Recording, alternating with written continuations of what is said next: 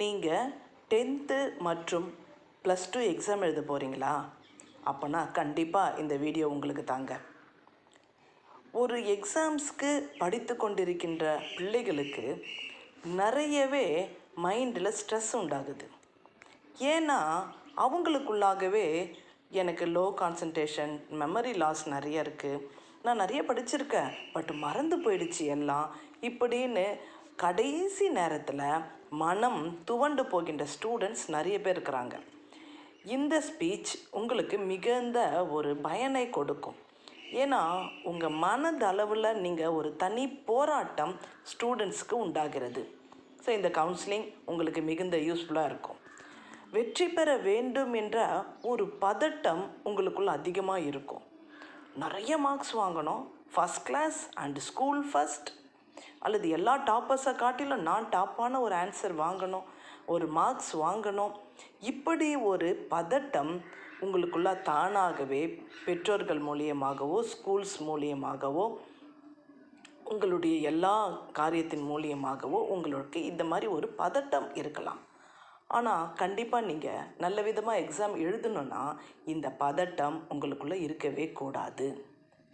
வெற்றி பெற வேண்டும் என்ற பதட்டம் இல்லாமல் இருப்பது தான் வெற்றி பெறுவதற்கான சிறந்த ஒரு வழி.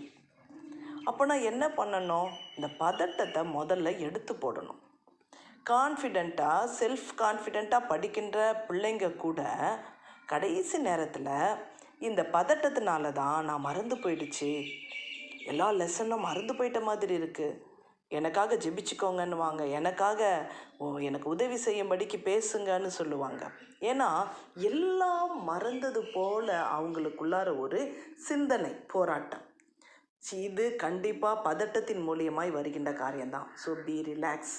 நீங்கள் என்ன பண்ணணும்? ரிலாக்ஸாக இருக்கணும். நல்ல விதமாக நீங்கள் ஹார்ட் ஒர்க் பண்ணியிருக்கிறீங்க, 1 இயருக்கும் மேலாகவே நீங்கள் ஹார்ட் ஒர்க் பண்ணியிருக்கிறீங்க. அதனால் நீங்கள் சூப்பராக எக்ஸாம் எழுத போகிறீங்க. பதட்டத்தை ரிலாக்ஸ் பண்ணிவிடுங்க. நீங்கள் நல்ல விதமாக எக்ஸாம் எழுதணுன்னா கண்டிப்பாக இந்த பதட்டம் உங்களுக்குள்ளார இருக்கக்கூடாது.